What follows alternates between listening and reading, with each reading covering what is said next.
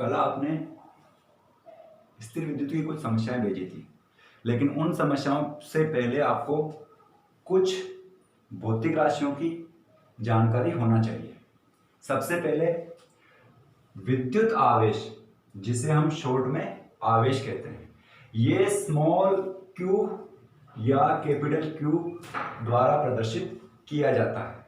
आवेश अदिश राशि होती है, इसका मात्रक कूलाम होता है, ऐसा ही मात्रक जिसे हम कहते हैं वो कूलाम होता है।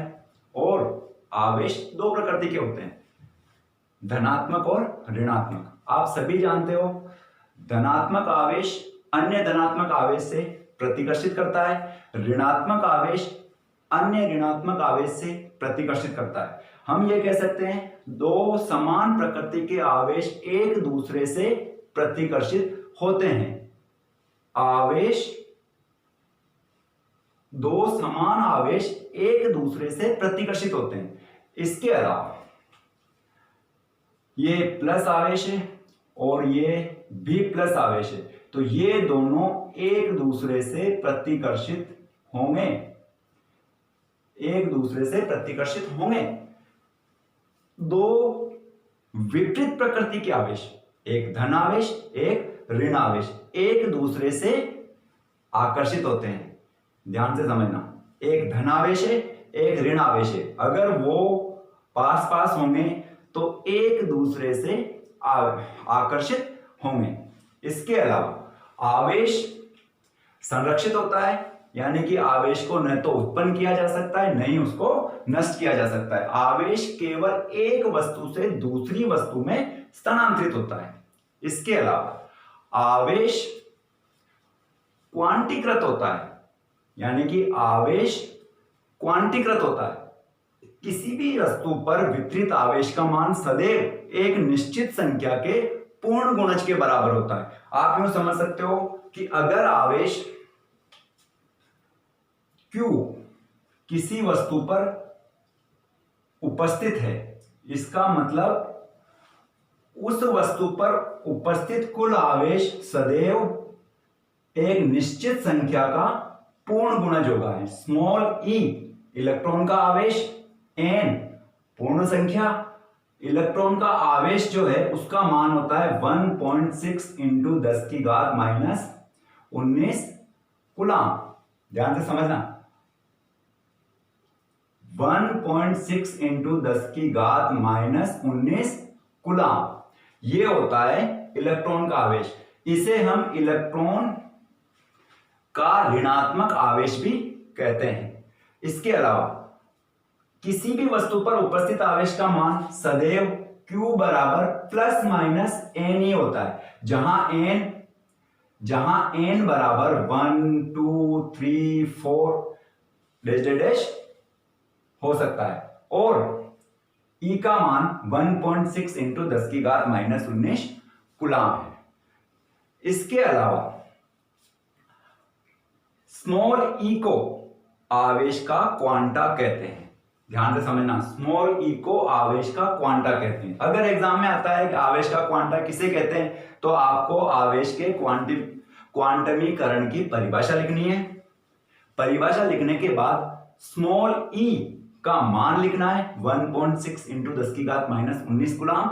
उसके बाद आपको स्मॉल e को आवेश का क्वांटा कहते हैं या क्वांटम संख्या कहते हैं, इस तरह से लिखना है। यह जरूर ध्यान रखना है, समझ गए। इसके बाद आगे चलते हम। आवेश निश्चलता नियम का पालन करता है। आवेश निश्चलता नियम का पालन करता है। निश्चलता नियम का मतलब यह होता है कि अगर आप किसी भी वस्तु को, हमने 11वीं में पढ़ा था, अगर हम किसी भी वस्तु को प्रकाश के वेग के बराबर फेंकते हैं, प्रकाश के वेग से फेंकते हैं, तो वो वस्तु का द्रव्यमान ऊर्जा में बदल जाता है, यानी कि वस्तु जो है द्रव्यमान जो है फैल जाता है। परंतु आवेश को आप किसी भी वेग से गति कराओ, उसके मान पर कोई भी प्रभाव नहीं पड़ता है। यही कहलाता है आवेश निश्चलता नियम का पालन करता है। ध्यान से समझना, आवेश को चाहे तुम प्रकाश के वेग से फेंको या प्रकाश के वेग से ज्यादा वेग से गति कराओ या वेग में परिवर्तन करो, उसके मान में कोई भी परिवर्तन नहीं होता है। यह होता है आवेश का निश्चलता नियम। परंतु द्रव्यमान में ऐसा नहीं होता है। द्रव्यमान में अगर तुम वेग को बढ़ाते जाओ तो द्रव्यमान धीरे धीरे क्षति होकर के और किसमें परिवर्तित हो जाता है? ऊर्जा में। आइंस्टीन के ऊर्जा द्रव्यमान तुल्यता संबंध के अनुसार वह ऊर्जा में परिवर्तित हो जाता है, ध्यान रखना। इसके बाद नेक्स्ट, आवेश के बारे में सारी जानकारी होने के बाद फिर आप आते हो आवेशन पर, यानी कि वस्तुओं को आवेशित कैसे करते हैं। तो वैसे तो 11वीं में जिन्होंने मई और जून में एडमिशन लिया था उनको ये सब विधियों के बारे में जानकारी दे दी गई थी क्लास में, ठीक है ना। लेट एडमिशन वाले जो बच्चे हैं उनको शायद इनके बारे में जानकारी नहीं थी, तो मैं दोबारा आपको समझा देता हूं। मेरे पास जो आपकी समस्या है वो घर्षण विधि द्वारा आवेशन और प्रेरण विधि द्वारा आवेशन के लिए नहीं आई। ध्यान से सुनना, आप लोगों ने सिर्फ मुझसे चालन विधि द्वारा आवेशन के बारे में पूछा है, तो मैं थोड़ा थोड़ा इन तीनों ही विधियों के बारे में बता देता हूं, उसके बाद चालन विधि के बारे में चर्चा करेंगे। देखो, आवेश को किसी वस्तु पर नहीं उत्पन्न किया जा सकता, यानी वस्तु को आवेशित करने के लिए 3 विधियां उपयोग में लाते हैं। नंबर 1 चालन विधि, नंबर वस्तु को आवेशित करने के लिए 3 विधियां उपयोग में लाते हैं। नंबर 1 घर्षण विधि, नंबर 2 चालन विधि, नंबर 3 प्रेरण विधि। घर्षण विधि क्या है?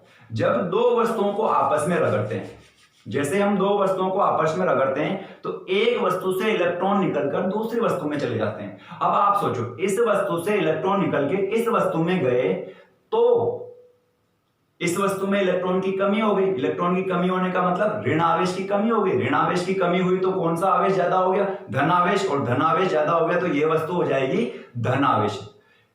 इस वस्तु में इलेक्ट्रॉन प्रवेश करे तो इस वस्तु में इलेक्ट्रॉनों की वृद्धि हो गई। इलेक्ट्रॉनों की वृद्धि हो गई तो ऋण आवेश की भी वृद्धि हो गई। ऋण आवेश की वृद्धि हो गई तो स्वाभाविक बात है इस वस्तु में ऋण आवेश अधिक हुआ, अतः यह वस्तु हो गई ऋण आवेशित। ध्यान से सुनना, दोनों वस्तुएं पहले उदासीन थी, कोई आवेश नहीं था, लेकिन जैसे ही हमने रगड़ा एक वस्तु से इलेक्ट्रॉन दूसरी वस्तु में स्थानांतरित हो गए, जिससे दोनों वस्तुएं आवेशित हो गई। 5 इलेक्ट्रॉन इससे निकले, 5 इलेक्ट्रॉन इसमें प्रवेश कर गए, यानी इसमें 5 इलेक्ट्रॉन की कमी हुई, इसमें 5 इलेक्ट्रॉन की वृद्धि हुई। तो एक वस्तु में तो +5e कूलम ये आवेश होगा, दूसरी वस्तु में -5e ये आवेश होगा। इससे ये तो समझ में आ ही गया होगा कि जब 2 वस्तुओं को रगड़ते हैं तो दोनों वस्तुएं समान परिमाण के आवेश से आवेशित होती है, परंतु उनकी प्रकृति अलग अलग होती है। एक धन आवेशित होती है तो दूसरी ऋण आवेशित होती है। अगर इन दोनों का कुल आवेश निकालो तो +5 इलेक्ट्रॉन -5 इलेक्ट्रॉन, टोटल आवेश 0। यानी पहले दोनों वस्तुओं का कुल आवेश 0 था, बाद में दोनों वस्तुओं का कुल आवेश 0 है। इसका मतलब क्या हुआ? इसका मतलब यह हुआ कि यह विधि में आवेश संरक्षण नियम का पालन होता है। समझ गए? दूसरी विधि आती है चालन। चालन विधि के बारे में आपने कल मुझसे समस्याएं पूछी थी, तो स्वाभाविक बात है चालन विधि को मैं थोड़ा विस्तार से बताने का प्रयास करता हूं। चालन विधि में क्या होता है कि आप ये समझ लो, ये 2 वस्तुएं हैं, इस वस्तु को मुझे आवेशित करना है, मतलब ये उदासीन वस्तु है, इसको मैं आवेशित करना है। अगर इसको मुझे आवेशित करना है तो मुझे एक अन्य आवेशित वस्तु लानी पड़ेगी, यानी कि ये मान लो धन आवेशित है, समझ गया, या ऋण आवेशित, जो भी, धन आवेशित मान लेते हैं, ये धन आवेशित है। अब जैसे ही मैं धन आवेशित वस्तु को इसके संपर्क में लाऊंगा, चालन का मतलब संपर्क में लाऊंगा, जैसे ही मैं संपर्क में लाऊंगा ये धन आवेश इसके इलेक्ट्रॉन को आकर्षित करेगा, इसमें से कुछ इलेक्ट्रॉन निकल के इसमें चले जाएंगे। जैसे इसमें से कुछ इलेक्ट्रॉन निकल के इसमें चले जाएंगे तो इसके धन आवेश में थोड़ी सी कमी हो जाएगी और इसमें इलेक्ट्रॉन की कमी होने की वजह से इसमें धन आवेश आ जाएगा। इस वजह से यह वस्तु भी धन आवेशित हो जाएगी। ध्यान से समझना, यह वस्तु धन आवेशित हो गई, पहले क्या थी, उदासीन थी। इसका मतलब जैसे मैंने धन आवेशित वस्तु को उदासीन वस्तु के संपर्क में लाया और यह वस्तु धन आवेशित हो गई। इस प्रकार से हम चालन विधि द्वारा क्या करते हैं, वस्तु को आवेशित करते हैं। देखो ये दो वस्तुएं हैं, समझाने के लिए यहां बता देता हूं मैं। ये आपके पास QA बराबर 0 आवेश है, ये आपका QB बराबर Q आवेश है। ये अभी दूर दूर है। अब मैंने क्या करा, इन दोनों को संपर्क में कर दिया। N इलेक्ट्रॉन निकल के A से B में गए। क्यों गए, क्योंकि ये धन आवेशित थी इसलिए इसने आकर्षित किए। और जैसे ये गए तो इसमें पहले के धन आवेश से थोड़ी कमी हो गई, यानी कि QB माइनस NE, और इसमें N इलेक्ट्रॉन बाहर निकले। इसका मतलब ऋणात्मक N इंटू E के बराबर आवेश जो है वो बाहर निकल गया। इसका मतलब इसमें किसकी वृद्धि हो गई, प्लस आवेश की वृद्धि हो गई, और ये QA डैश प्लस Ne जो है आपके पास आवेश हो गया। अब अगर आप ध्यान से देखो, QB का मान हमारे पास कितना था, Q था, तो अब आपके पास हो गया Q माइनस Ne।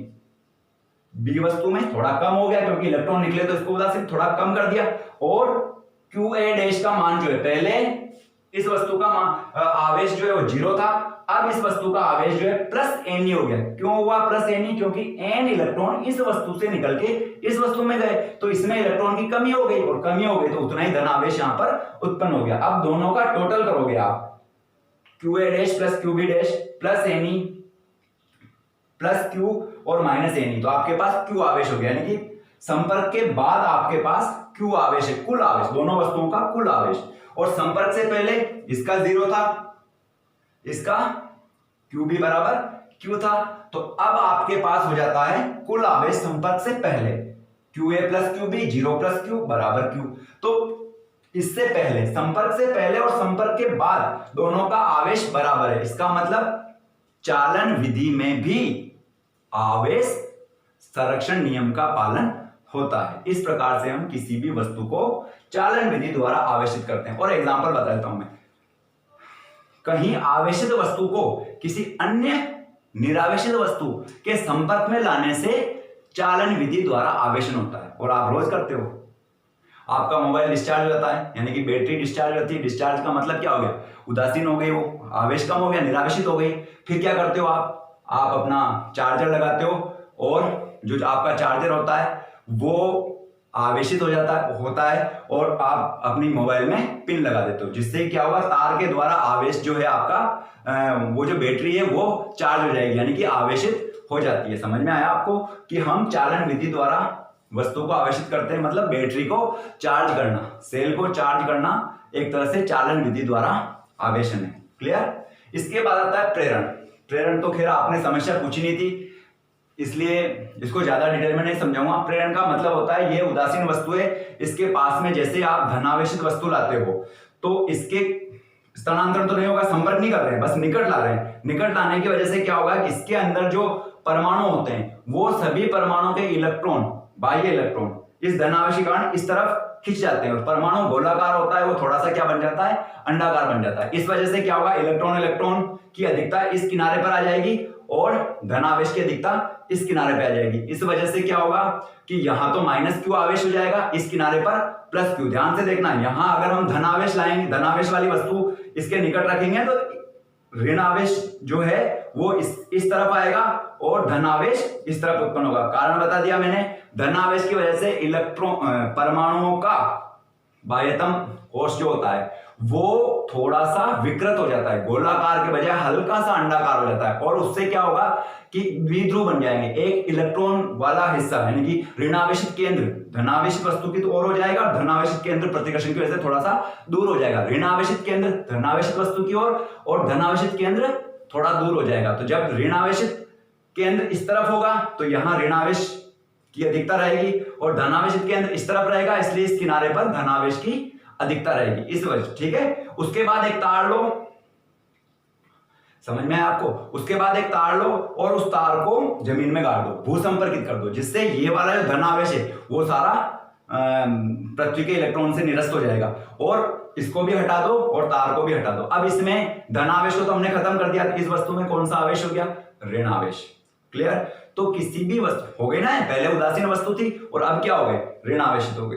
तो इस प्रकार से हम किसी भी वस्तु को प्रेरण द्वारा आवेशित करने के लिए क्या करते हैं? प्रेरण द्वारा आवेशित करने के लिए हम क्या करते हैं? ध्यान से सुनना, निरावेशित वस्तु के निकट एक अन्य आवेशित वस्तु रखते हैं। जब वो उसके दोनों किनारों पर विपरीत प्रकृति का आवेश उत्पन्न हो जाता है परमाणुओं के विकृत होने के कारण, तो हम एक बाह्य किनारे को भूसंपर्कित कर देते हैं, जिसके कारण वो निरावेशित हो जाता है, और फिर वस्तु को भी हटा लेते हैं और भूसंपर्क को भी हटा देंगे। उस वस्तु में सिर्फ एक किनारे वाला आवेश ही उपस्थित रहता है और वो वस्तु आवेशित हो जाती है। क्लियर? इसके बाद अब आता है आपके पास विद्युत क्षेत्र। विद्युत क्षेत्र की तीव्रता के नाम से जानते हैं, शॉर्ट में विद्युत क्षेत्र बोलते हैं। विद्युत क्षेत्र तो आप जानते हो कि विद्युत क्षेत्र उसे कहते हैं जो ऐसा क्षेत्र जिसमें कोई भी आवेश रखो तो वो आकर्षण या प्रतिकर्षण का बल अनुभव करता हो, तो हम उसे विद्युत क्षेत्र कहते हैं। विद्युत क्षेत्र की तीव्रता, अगर मैं पूरा नाम लिखूं तो ध्यान से रखना, विद्युत क्षेत्र की तीव्रता, विद्युत क्षेत्र की तीव्रता। अगर मैं विद्युत क्षेत्र की तीव्रता के बारे में बात करूं तो किसी भी विद्युत क्षेत्र में एकांक धन आवेश पर, जैसे कि यूं समझ लो आप कि किसी विद्युत क्षेत्र, ये रहा विद्युत क्षेत्र और यहां पर मैंने एक कोई आवेश रखा, तो इस आवेश पर इस विद्युत क्षेत्र के कारण लगने वाला बल F है। तो किसी भी विद्युत क्षेत्र के किसी बिंदु पर रखे गए एकांक धन आवेश पर लगने वाले बल को उस बिंदु पर विद्युत क्षेत्र की तीव्रता कहते हैं। समझ में आ गया? यानी कि इस बिंदु पर विद्युत क्षेत्र की तीव्रता कितनी होगी? यहां जो आवेश रखेंगे उस आवेश के कारण उस आवेश पर लगने वाला बल F होगा, और विद्युत क्षेत्र की तीव्रता होती है एकांक आवेश पर, तो इसका मतलब बल बटा आवेश। तो विद्युत क्षेत्र की तीव्रता हो जाएगी आपकी E बराबर F/Q। ऐसा ही मात्रक न्यूटन प्रति कूलम। ठीक है ना? ये हम यूज कर सकते हैं, और भी बहुत सारे मात्रक हैं। ठीक है ना?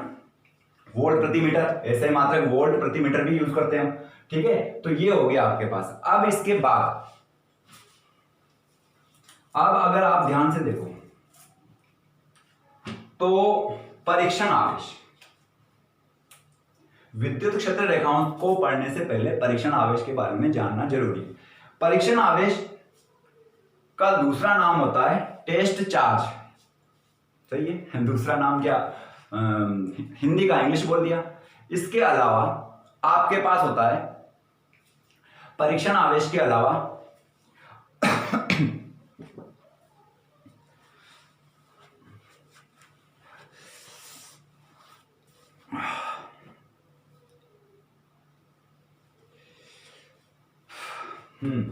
परीक्षण आवेश को हम एकांक धन आवेश भी कहते हैं। वैसे मैं बता दूं परीक्षण आवेश की परिभाषा क्या है। किसी भी विद्युत क्षेत्र में रखा गया वह न्यूनतम धन आवेश या एकांक धन आवेश जिसे हम बोलते हैं, जिसके कारण उस बिंदु पर विद्युत क्षेत्र की तीव्रता पर कोई भी प्रभाव नहीं पड़ता हो। आपको पता है अगर हम किसी भी विद्युत क्षेत्र में आवेश रखेंगे तो वो आवेश उस विद्युत क्षेत्र के आवेशों को प्रतिकर्षित या आकर्षित करेगा, लेकिन हम ये कह रहे हैं कि इतना कम आवेश कि वो कोई प्रभाव ही नहीं डाले किसी के ऊपर, न तो वो किसी को आकर्षित करे न वो किसी को प्रतिकर्षित करे। ऐसी इतना छोटा आवेश कि उस जगह पर जो विद्युत क्षेत्र की तीव्रता पहले थी और जब हमने आवेश रख दिया उसके बाद जो विद्युत क्षेत्र की तीव्रता है वो दोनों ही बराबर है, कोई भी प्रभाव नहीं पड़ता। उस न्यूनतम धनात्मक आवेश को क्या बोलते हैं? परीक्षण आवेश कहते हैं। टेस्ट चार्ज यानी कि ऐसा न्यूनतम एकांक धनात्मक आवेश जिसको किसी भी विद्युत क्षेत्र में रखने पर विद्युत क्षेत्र की तीव्रता पर कोई प्रभाव नहीं पड़ता हो, उस एकांक धन आवेश को परीक्षण आवेश कहते हैं। उसे हम Q0 से लिखते हैं, Q0 भी बोलते हैं और Q0 भी बोलते हैं। तो विद्युत क्षेत्र की तीव्रता E बराबर F/Q0 बोल सकते हो, E बराबर F/Q बोल सकते हो, E वेक्टर बराबर F वेक्टर अपॉन Q बोल सकते हो। वेक्टर दिशा ध्यान रखना, प्रतिकर्षण विद्युत क्षेत्र की तीव्रता हमेशा लगने वाले विद्युत बल के अनुदिश होगी। समझ गया। इसलिए ये इसका मात्रक एसआई मात्रक न्यूटन प्रति कूलाम होता है। इसके अलावा एक और एसआई मात्रक वोल्ट प्रति मीटर होता है, जो हम पार्ट नंबर 3 में पढ़ेंगे। विद्युत विभव जब हम पढ़ेंगे तब पढ़ेंगे उसको, वोल्ट प्रति मीटर। बाकी अभी तो आप न्यूटन प्रति कूलाम से काम चला सकते हो। विद्युत क्षेत्र की तीव्रता सदिश राशि होती है और इसकी दिशा सदैव विद्युत बल के अनुदिश होती है। क्लियर? बाकी समस्याएं अगली बार बताएंगे।